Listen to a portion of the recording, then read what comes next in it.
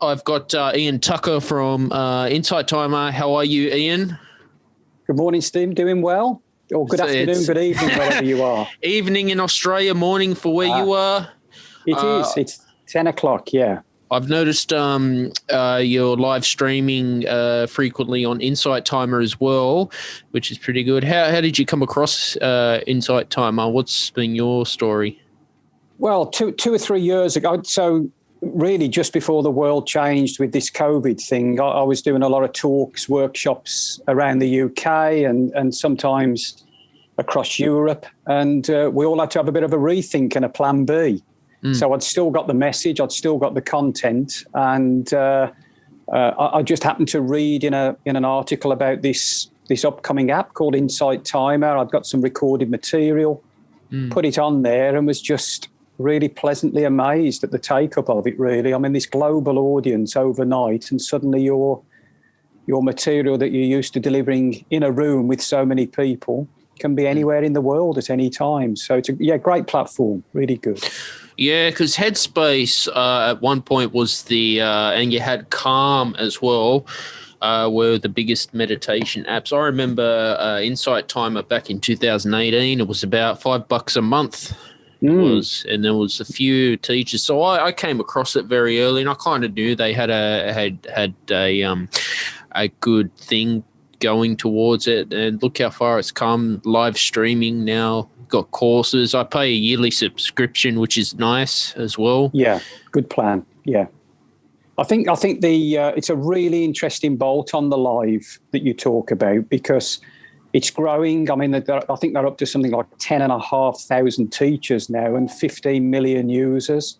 I mean, the mind boggles really with those sort of numbers. And the live aspect just brings a little bit of personal interaction back to it, in my view. Although I'm only looking at an iPhone, everybody else is behind it.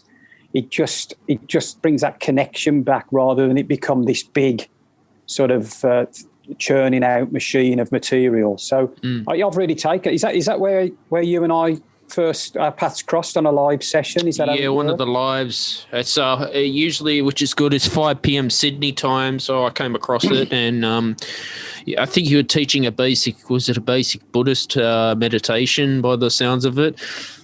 Yeah. So my no hard sell here, but I'm an author. My book, Your Simple Path, is based around simplicity, around and no real sort of new ideas here, thousands of years old. Just you and I in this moment now is all that exists, you know. And if that's your starter for 10 in life, that the more I can just be with you on this call now, the more my life will flow.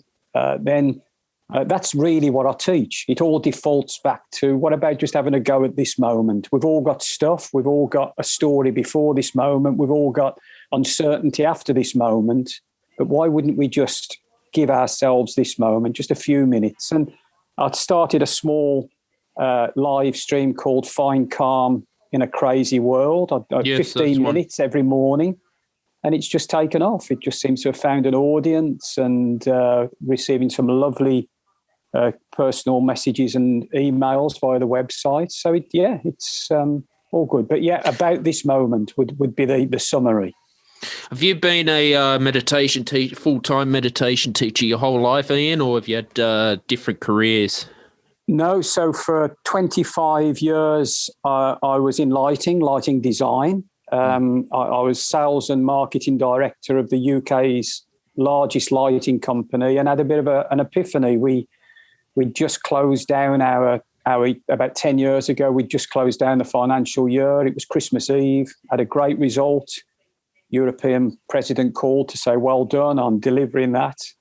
And within an hour, I knew I was going to walk away from it. It came in a flash. It just it went from being quite terrifying to quite exciting, and just a knowing that it was all going to be okay. I was on a 6-month contract, so I literally gave them my notice in the January, and then worked the 6 months, and then looked at what life was about, really, Stephen. You know, if it wasn't about the career, and it wasn't about that journey towards all of that, it leaves a bit of a void. And what did I fill that with? And that's where the book came from. I started to look at Buddhist principles. I started to look at meditation. I had a look at religion. I had a look at philosophy, and all of it really started to bubble to the surface in the book and subsequent teachings. I'd always taught, I'd lectured in lighting and in the corporate world, so teaching was quite natural to me. And I think if I've got one string to my bow, it's been able to take quite a complex thing and simplify it for a larger audience who might only want to dip in for an hour or a week or a month of their life. And that's really where the meditation come from. So I looked at meditation, and there was just something there. It creeps up on you, this meditation stuff. You sit, and it's difficult at first. Let's not try and cut it any other way.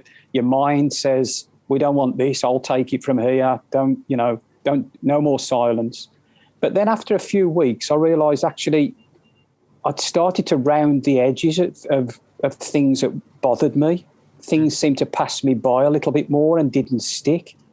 And that was where it all started, really. So I've looked at meditation, well-being. I've taught a holistic therapy called Reiki. I'm a teacher with the UK Reiki Federation for 10 years, over 10 years. So, yeah, it's all in one, really.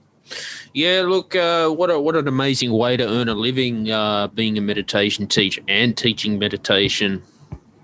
Probably one of the best job you could ever have, you know. Sorry, go on, Steve. I always think of a life of a Buddhist in a temple, Ian, they got nothing to lose. No stress in life. I saw there was a Buddhist on YouTube, was real estate in Los Angeles, earning huge amount of money, but never enjoyed it. Something just didn't feel right and just left it. Became a Buddhist full time. Yeah.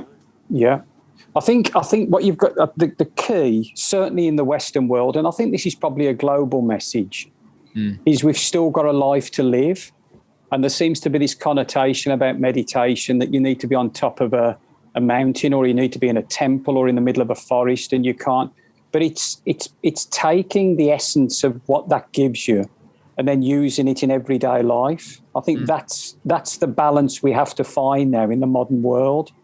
So taking these age-old sort of teachings and just building them into our everyday lives, and that's a lot of what my teaching is, really.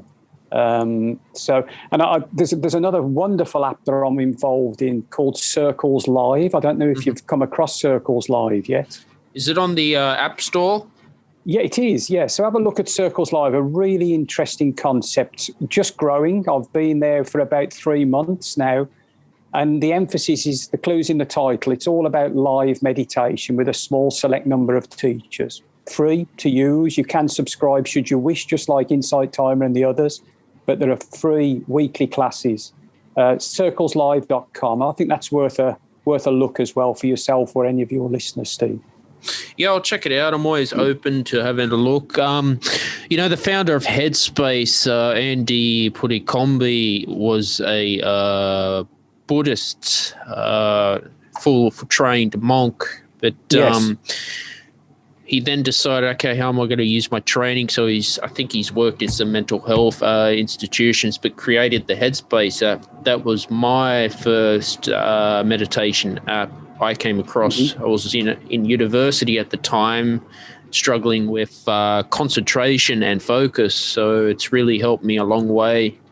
So that's how I built the foundation. Yeah, to it. And is it now a daily practice for you? Something you dip in and out of? How does it work for you? Yeah, daily, definitely daily. Excellent, fantastic. Yeah. Even before bed, Ian, I do it definitely. Yeah. I've looked at some of Dr. Joe Dispenza's stuff too, as well, and that's helped a lot. Yeah, that's really interesting about I mean, Joe's work is a lot of it now is about the scientific aspect of manifesting and creating things in your life rather than leaving it to chance or the universe. There's some really interesting work going on there, isn't there?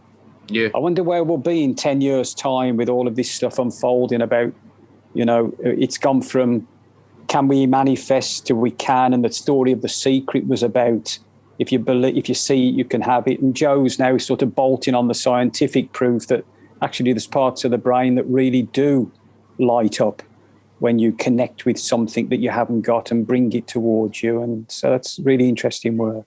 Yeah. Have you practiced the law of attraction meditation in your journey? Yeah, no, I have. It's, I mean, I like a lot of people, it sort of exploded onto the scene, and I thought, right, I'll live my life by it, and I'll just sit and wait. And I think anytime I look at anything in life, Stephen, balance seems to be the answer. Mm-hmm. So I think even with the law of attraction, there was an emphasis in the early days of that principle about think it, feel it, and then just wait. Mm. And of course, if it didn't appear on the timeline that you wanted, you got frustrated, you got, so, and then by the very principle of it, it moves away from you if you become frustrated and disconnect with the emotional aspect. So what I've found now, a good mix really is I set an intent on something, an absolute intent. I develop a belief I can have it, but then I move towards it. I think that's the final third step of 3. You must build something into your life that moves you towards what it is you want to bring into your life. And I think quite a bit of the law of attraction work stops at step 2 and says, okay, now sit and wait. Now, it may come along, but if we get frustrated and disconnect from the feeling of it, then it tends to drift. So, but yeah, no, I've had some amazing. In fact, my book, just very quick story on that, Stephen. I had a couple of offers in the early days for publishing, and I said no, thank you. They were good, but I just had a fee. So I self-published, and it really took off on Amazon. A few thousand copies sold in the first few months. So I was sitting in meditation one day, and I just had this overwhelming feeling to email one of the publishers who had offered me a contract 12 months previous. And so I lifted the lid on my laptop and sent a quick email to O Books, as it was, who publishes the book now, to the publicist there, and said, would you like to revisit this? And as I pressed send, I got an email coming in from the publicist saying, we'd like to revisit your book. Mm-hmm. So I think there's certain, the mathematical chances of 2 emails on the same subject a year later crossing like that are pretty remote. So for whatever reason, we both had the same idea at the same time. And so I think if there are certain things that you can use to your advantage, and remaining open, setting an intent and being positive, I think will certainly open doors. Yeah, that's amazing. That's happened, Ian. I was talking to Jason Stevenson on the podcast about law of attraction and having patience as well. I've noticed it started working for me in smaller things as well. My podcast, talking to my teachers from Insight Timer, 5-6 years ago, if you said to me, Stephen, you're going to do a podcast and you're going to do that, I would have thought you're crazy, but it's just happened, Yeah. It's been an interesting journey too. I think there's a term, it may be Buddhism, but certainly Eastern philosophy, that 10 small steps equal 1 giant leap. And everybody tries the giant leap and can't quite get there, so they stop. So it sounds to me what you've done is just broken it down into bite-sized chunks and made it practical. And just what I've talked about, you've moved towards your intent and moved towards your dream in a very common sense way. So good for you. Because I studied classical music, Ian, I was a clarinetist. I wanted to play in the symphony orchestra. And, the chances to be a even second clarinet, first clarinet in any symphony is very difficult for anyone. So I wanted to go there. I had high expectations, but doing the undergraduate degree, I was getting mild depression, really caught to me in 2018. I finished what I did, and maybe the universe didn't want me to go down that path, Yeah. I think intuition and gut instinct is so important. The old adage about don't push water uphill. And we have this sort of closed nature about how it should be, and this is what I really want. And ultimately, letting go and is the best. And anything now that doesn't feel right to me, I simply don't pursue. That might sound quite elitist or clinical, but you were very, very kind to offer me a chance for us to talk. I had a good feeling, but I did look at the podcasts. It aligned with my message and the work I like. So I've moved in the direction of you and this podcast. And I think that's what I mean by steps towards what you want to create. If something doesn't feel right, or it certainly starts to affect your well-being, there's a really strong message there. And so maybe you haven't got a clarinet in your hand, but look at the change you're making in the world now. Look at the people you're touching with your work. And, you know, this will grow and maybe it will change, but it sounds to me like you followed your heart and your intuition. I could tell you another story. I was a casual employee. I was doing a sales job, getting $26 an hour. And sometimes I'd get 30 on a weekend, but the commuting an hour and a half to the city, something deep down, Ian, I just didn't feel right. And yet I was earning good money. It's weird. Yeah. You know, coming home, not sleeping properly, blood pressure going up because I thought I stuffed something up at work and I'm getting in trouble. Yeah. You know. I think one of the things that I've come to know, I think it's a universal truth, which means it always has been, it is now, and it always will be the truth. And I think a true measure of success is how peaceful you feel. So a true measure of success is how calm your mind is, how open your heart is. And the world is full of messages day and night that tell us we need more, that tell us we have to achieve, that tell us we need the promotion. And with that comes struggling. With that comes suffering. In Buddhist terms, you know, suffering is the inability to simply live with an open heart and a calm mind. And so when we look back towards the end of our lives, and we all will, let's face it, I'm pretty certain it won't be about what we've got. It will be about how we've been. And sometimes it's too late to realise that. So again, good for you. You know, my commute now, you probably see behind me is my Insight Timer, Circles Live and interview space is 5 paces from my bed. I make no apologies about that. That's the sort of commute I'd like. Maybe not forever, but for now it really works. And so don't create stress that doesn't need to be there. You know, and quite often you've talked about the hourly rate there. Yeah, you know, most of the time, our stress is associated with earning because other people are earning it because we think we need it. But if you've been on one of my morning sessions, every day I deliver a message. The simplest things deliver our deepest needs. The simplest things deliver our deepest needs. So in my workshops, I do a very simple but profound exercise where I ask people just to take a piece of paper, draw a heart in the middle of it, and write down something that they're truly grateful for, to remind them of what they have right now rather than what they need to go and chase. Because we forget, you know, we're chasing the dream, we're off after the next big hit. And our life and our world is full of things right now to be grateful for. And I would say in 10 years and thousands of people doing the workshop, whatever people have placed in that heart on that piece of paper has never had a monetary value. So when we strip it away, the simplest things are what really serve us. And this is what's weird, Ian. You get high sportsmen earning these $2 million a year contracts. And I know this is going on in the NFL. 2 years, they're filing bankruptcy. Yeah. That's a lot of money. Mental health issues. I mean, before we even start on the financial aspect, let's talk about the cost to their health. You know, they're driven athletes. They're worked hard physically. There's a high dependency and expectancy on success. So we see the bit on social media where they have the millions of hits an hour and the earnings and all of that. But I think when they close the door on all of the noise, and I don't think the money means anything to them at all. In fact, I'm pretty certain it doesn't.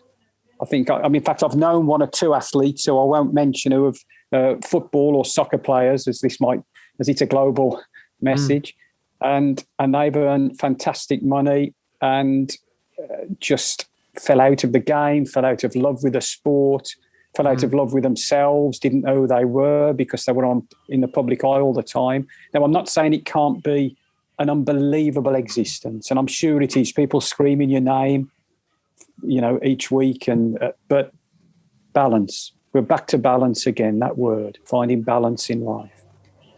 Exactly. And I mean, it's when that contract runs out, that's it. Yeah, people Where stop do you singing. go? People stop singing your name. You've had 15, 18, 20 years of people screaming and shouting and wanting autographs.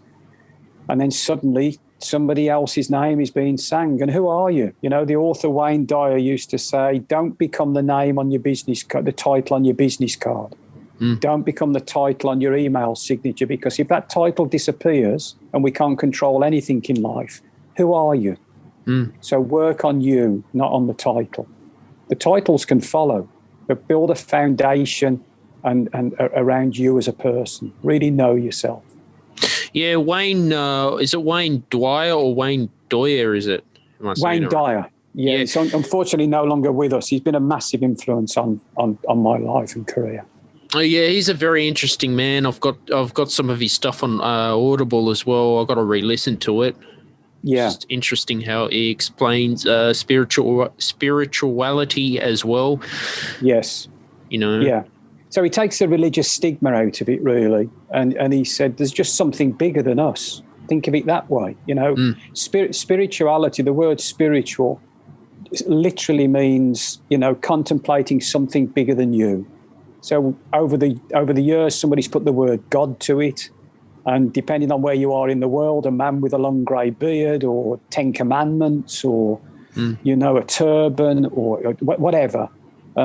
But spirituality is simply the contemplation of something bigger than you. And that can be nature, it can be the sky, it can be universe. In Japan, I think it's called Shinzu. They have a religion, the main religion in Japan, where they recognize spirituality as everything, an insect, a leaf. And I really like that concept. So, and Wayne Dyer, one of my default lines from him is, when you change the way you look at things, the things you look at change. So quite often, just because of where we are in life, the journey we're on, the point we are in our life, we tend to look through certain glasses at certain things, and we project how we are onto that thing. But when we work on ourselves and we change ourselves, the things we look at seem to change as well, and always for the better. Yeah, it's not an overnight thing. Change happens. It takes time and practice as well. Yeah. It's been a journey for me. Law of attraction. I wanted to mention that there are some teachers like Bob Proctor, Tony Robbins, who I think, in my opinion, have bastardized it and charging ridiculous amount of money to study from them. Yet my teachers on Insight Timer can explain it much better. I think you're absolutely right. I think right moment, right time, 20 years ago, when the world was becoming open to personal development, about the fact that you could change yourself in some way. There wouldn't have been 10,500 teachers on Insight Timer then, maybe 10 who embraced it and started to teach it. And I think the two gentlemen that you've mentioned have certainly made a career out of it. I don't connect with their style or their message, each to their own, and I'm sure they have helped thousands, if not millions, of people over the years. But I think that the genre of personal development and personal growth has changed now. And if you look at Tony Robbins over the years, Stephen, he's developed more of a spiritual aspect to his work as well. In the early days, if you look at his recordings on pre-Oprah or, some info commercials, it was all about chasing the dollar, becoming a millionaire. And there's an aspect of that now. But it seems to, even Tony Robbins has softened his message to one of being in service, to recognising something that's bigger than him. And he's quite big, so it must be quite big. But you're right, yeah. I think they have an audience, but certainly different to the style that me and many teachers who have come after have. Like he ended up making $1 million on the stock market and was still depressed, going through a divorce with his wife as well. Yeah, well, back to the sports stars. You know, it means nothing. Just keep adding zeros on that on the balance of that bank account. If you can't look at yourself and be comfortable in the mirror. They actually add to the pressure, not take it away. Yeah, it's weird, isn't it, Ian? It is. It's all Very about balance. weird, All about balance. And education too. Have you gone to university, or what have you done? No, I'm of a generation, certainly in the UK. I mean, I'm 55 now, where it was probably when I left school in the mid 80s, it was less than 3-4% that went on to university. So I have a high school education. I started work quite quickly, built my way up to what was that sales and marketing role for the last few years of my life. So yeah, come up through the on the tools, as they say in the UK, as opposed to a formal sort of education system. So, which was quite a surprise when I wrote the book. If somebody had told me 25 years ago that I'd be a published author, I'd have probably told them they'd got the wrong Ian Tucker. So it's amazing how life can change. Because we're all taught in school that we got to get a 9-to-5 job. My careers advisor taught that, and they always glamorized military life, always put a glamorous photo of a soldier, but never talk about, never really taught me the real world and what's going on until you step out there, Ian. Yeah. And I think the world has changed, hasn't it? Even before COVID and the last 18, 20 months, which has moved us all to think differently. I do think that the electronic age, and by that I mean the internet, the World Wide Web, has just enabled people to work, to deliver, to earn in a completely different way. We don't need to get in that car or do that commute that you talked about earlier, or clock in at 9 and clock out at 5:30 anymore. It can still be a viable means of earning. But this thing that you and I are using now, we're on opposite sides of the world, looking at each other, chatting and creating. So I think the world has changed forever, actually. Yeah, it's technology now with Zoom, Skype, Google Hangouts as well is become very popular too. Yeah. Have you missed interaction with people in a room? Yeah, it's weird. Yeah. Yeah, I don't like online learning. I like to be in a room or a seminar. I want to be in a room because on a screen I get just disengaged. Yeah, I agree. I think it's certainly served the purpose, and it's probably been a lifeline, Stephen, for millions of people. My father's 87. And we've set him up online for the first time in his life in the last 2 years. Thank God we did, because he lives alone. I'm 3 hours away.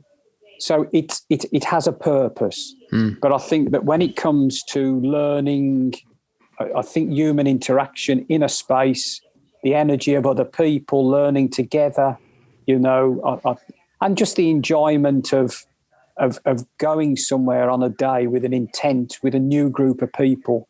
I think that's something we need to get back to, definitely. Yeah, because last year everything. Are you still in a lockdown? In the UK? What's going on? No, we're. If you listen to our Prime Minister Boris Johnson, we're leading the world in vaccines. So we have a population in the UK of I think about 70 million, and 40 million people have been vaccinated now. So it's moving at quite a pace. So it's interesting you asked that question. If you'd have asked me last week, we'd have still had restrictions. But from Monday this week, the 17th of May, things have basically opened back up. You can now go back into bars, into restaurants, concerts. I went to a music concert last night, albeit quite informal and small. But so we've sort of turned a corner. The only problem is we've been here before, so we'll see. All the more reason to be in this moment with you now and not worry about what might or might not happen. So what about there? It's slowly getting back to normal, but when you go to a restaurant, you got to use a QR code. Okay, yeah. Put your name and email, but that's a bit creepy because the government know where I am. But slowly, our vaccine rollout's been very slow, I'd say. Yeah. We've I been think we just lucky got in Australia. Go on, sorry, Stephen. Yeah, we've been very lucky in Australia, Ian. In what way? Just with the numbers, or? Yeah, the numbers, Yeah. And New Zealand even better, I think. New Zealand really nailed it, didn't they? They did. Yeah, it's got really. Are you, as an Australian, are you allowed to give New Zealand credit? There's a bit of rivalry, isn't there? It's okay, is it? Okay. It is. They did well, except for Melbourne. They went into a second lockdown last year, but our numbers are quite low compared to Europe and all that. Yeah, a bit more, maybe a bit more remote geographically. An island. I know that sounds very basic, but as a continent, Europe, there's just boundaries, lines on a map that you can cross over. So there's a lot more interaction between different nationalities, between different cultures. So I think that's all probably had an effect, hasn't it? Yeah. Exactly. But, just get fed up of hearing about it on TV. Yeah. I'm all for, and look, we're doing it now. We could be talking about anything. I think it's my fault. I think I asked you about it. So, but we've gone back to the C word. Yeah. No, we talked about being in a room with people again. So my Reiki training has stopped for 18 months. I've just put 2 classes in for June and July that have sold out immediately. So that there's messages there. People are ready now. They want to step back out and be around people again. Yeah, I don't blame them. No. No, it's really very good. But Reiki's interesting. I've done some Reiki teaching on Insight Timer as well with some teachers. It's an interesting technique. Yeah, it's very. I mean, it's profound. It's simple but profound. So I do it every Sunday night at 8 p.m. I do Reiki Sunday, where it's a Reiki self-healing session. If you want to jump in this Sunday, I'll be there 8 p.m. Mind you, God knows what time that is where you are, but it's 8 o'clock UK time, so 11 hours after this. So it's, but Reiki is amazing. I mean, it calls, again, it just calls on us accepting that on some level that there's something bigger than us, an energy. Nature gets it. If you look at trees, if you look at water, energy flows through everything that works in nature. If you stop water flowing, it becomes stagnant. If the energy in water flows, it's healthy. And we're exactly the same, at energetic base. We're the same as a leaf. We're the same as a molecule of water, as an insect. So nature understands it has to keep moving. We tend to think we can do it all on our own and we don't need help from outside. And so Reiki simply taps into a universal energy. And if we then work on 7 energy centers called chakras on the body that is real to you and I as our physical form. Each one has a very specific job to do: heart chakra, sacral chakra. And we just ask that Reiki flows to that energy center to re-energize, to unblock. So just like that flowing stream, Stephen, energy can flow through us as well. And it's just had an unbelievable effect on my life, and the change I've seen it make to, I don't call it teaching Reiki because it's universal energy, it's yours anyway. But I've probably passed Reiki on to 2,000 people in 12, 13 years, and it's been life-changing, a real game changer for a lot of them. So whether it's yourself or anybody else listening, I would really encourage them to perhaps have a look at Reiki. Very simple, very inclusive, but profound and powerful. Interesting. And what other hobbies are you doing yourself, Ian? What do you do to keep busy? Yeah, I'm poor at it, but I love yoga. So I'm the most inflexible yogi you're going to meet. I've started it at the wrong age, or maybe the right age. So I get down on the mat whenever I can. It's a bit like we've just been talking about. I love the idea of being in a studio doing yoga with others.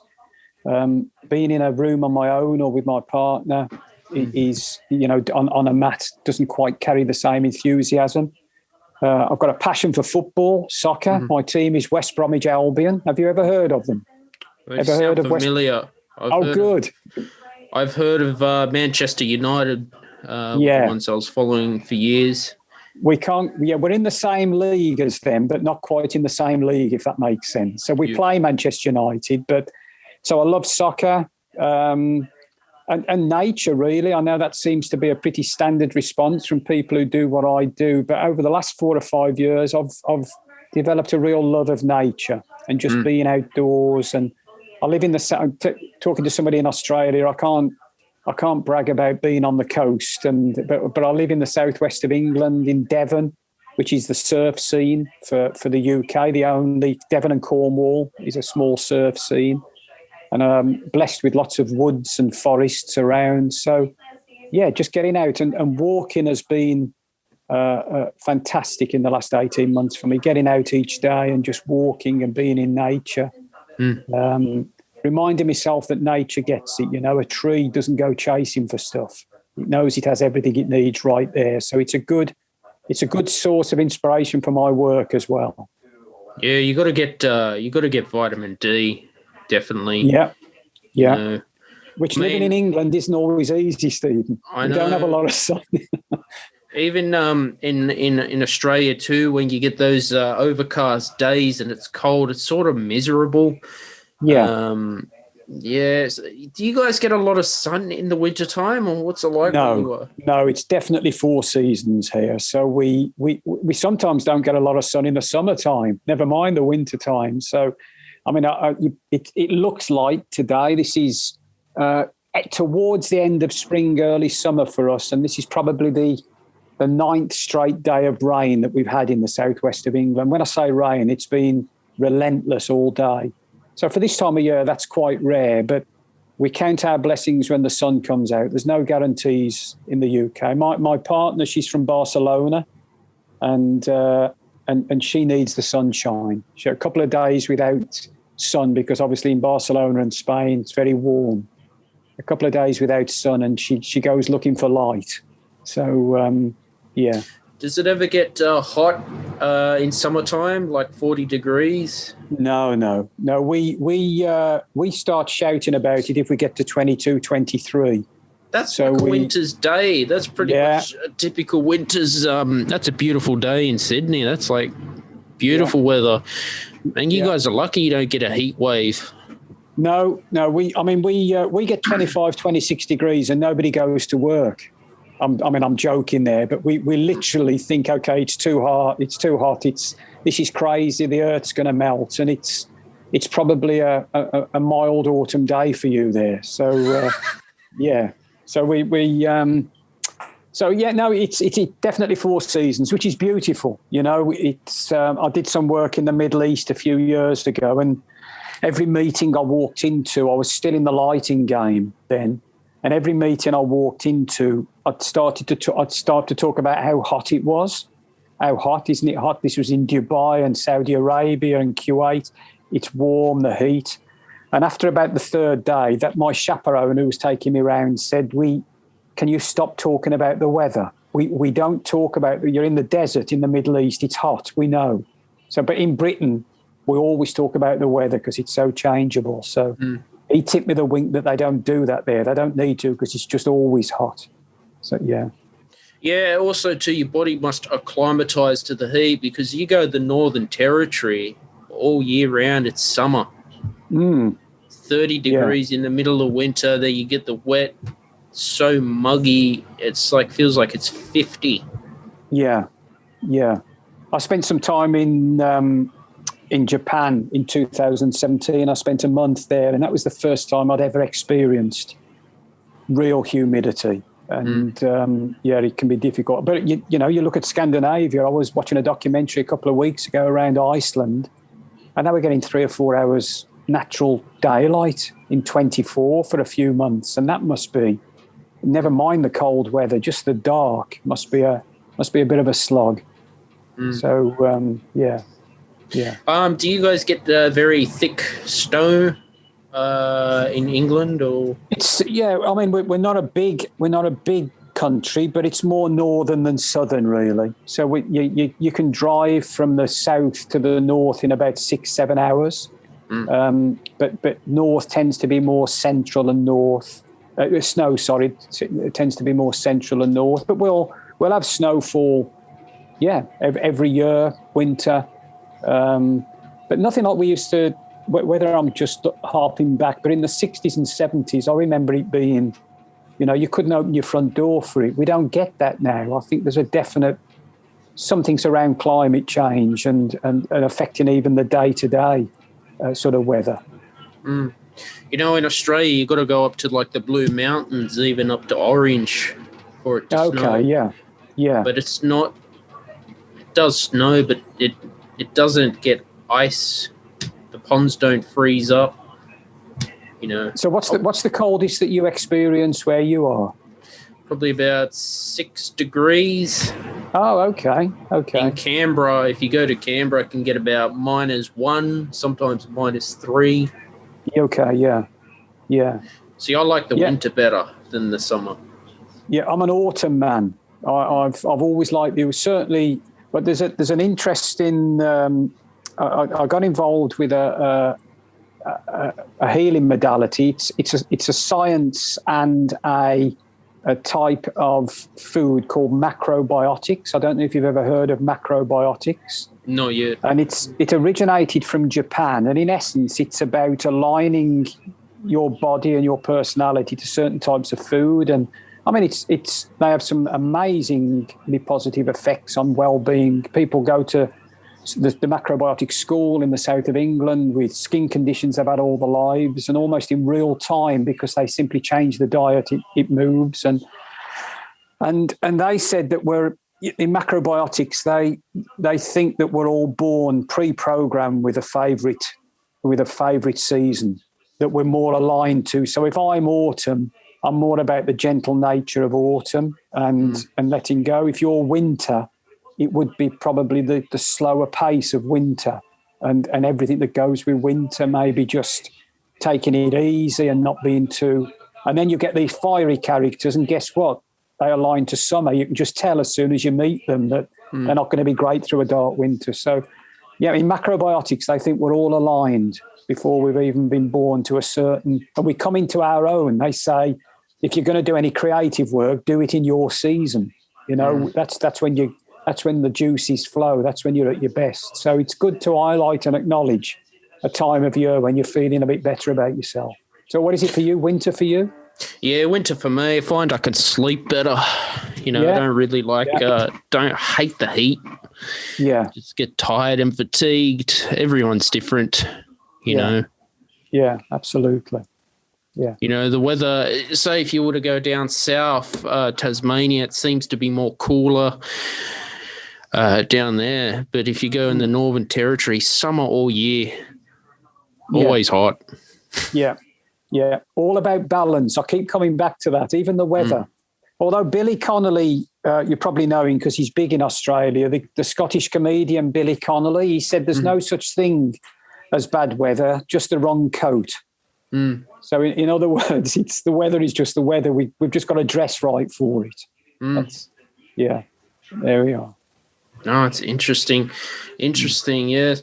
Have you got any, you're going to publish any meditations on Insight Timer in the future? Yeah, I've got a couple. So one went live last week, which is Wipe Your Slate Clean, which has had a really good take-up, and that's a 20-minute meditation around just resetting, taking just a few minutes. It basically uses the principle of light to come through your body, and on an energetic level, I encourage the listener to think that maybe you and I are just 100 units of energy.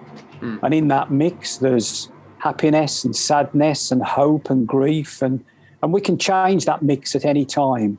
And allowing this light, just set an intent to be well in that moment and let the light reset those 100 units of energy so you can start again.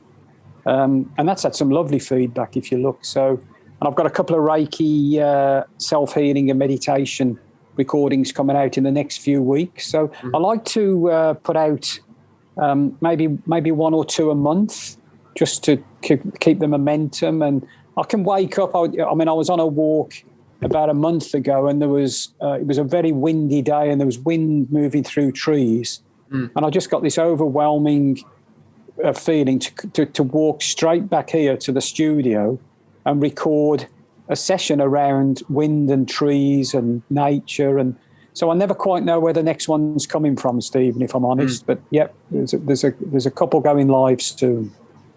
Do you find to be a teacher on Insight Timer that you have to upload in a certain way, or they check your work out, or yeah, it's quite stringent behind the scenes, and quite right. You know, if you're growing to 10, 11,000 teachers, you can imagine the body of work they receive every day for people wanting to put it out there. So there's certain audio levels that you have to achieve with regards to quality. If you're going to go live, then you have to have a certain specification with regards to your video and audio and visual equipment. And I think as well, you have to sort of just satisfy them in the early days. Now, I don't know if this is the case now, but certainly 3-4 years ago when I was first there, you had to satisfy them that you were around this genre, you were teaching, you had a degree of knowledge around the subject. So that's how they used to raise the bar. So, I mean, I don't think you get too many recordings that you might not agree or like the content, but the quality seems quite good on Insight Timer to me. I've never had anything sent back. So whatever I'm doing seems to tick the boxes for them. Yeah, the only issue you get sometimes is with some other teachers doing the live stream, the audio can be a bit soft as well. Yeah. Maybe But again, just before you go live, you can check the audio. So they have sort of a bandwidth of, so a very simple bar, sort of green through to red. You do a quick audio check. It shows you where you are. If you're too low, you have to make adjustments. So they've thought of that. It might just be down to the teacher not checking before they go live, or something happens with the connection. But if you look you can see behind me, your listeners won't, but you can see that's how simple life can change. I've got a tripod with a light and an iPhone carrier. I've got the iPhone 12 with a great spec camera and audio, and you're good to go. I mean, even 5 years ago, that would have been a recording studio and booking sessions. It's quite unbelievable, really, how technology has enabled this to happen. Yeah, Insight Timer does spread a positive message. I've kept the app since 2018, Ian. Yeah. How many teachers would you say you follow on there? Do you keep it tight, or do you sort of throw the net out and see who's there? Throw the net out. If someone's got a good recording, I'll click follow as well. Yeah, good. I like the course. Yeah. I've got a law of attraction circle, so I recommend it for people as well. Great. Excellent. And do you? So it was it one of my mornings? So it was evening there with the Find Calm in a Crazy World. That's when 5 p.m. across me. Okay, yeah. And on Circles Live, the Australian audience on Circles Live, about 70% of my subscribers are Australian. So I don't know whether it's something in my this is a Birmingham accent, middle of the UK. I don't know whether that resonates with the Aussie accent in some way, but there seems to be, and quite often on Insight Timer as well, there's quite a lot of people on the live from Australia. So whether it's just the time I do it and it fits and works, it's yeah. So with donations on Insight Timer, when people could donate for the lives, is that people giving like a gratitude for the teachers, or how does that work on Insight Timer? I think it's this. I always say I don't expect any donations, but they're gratefully received. That's the energy and the intent I set around that session.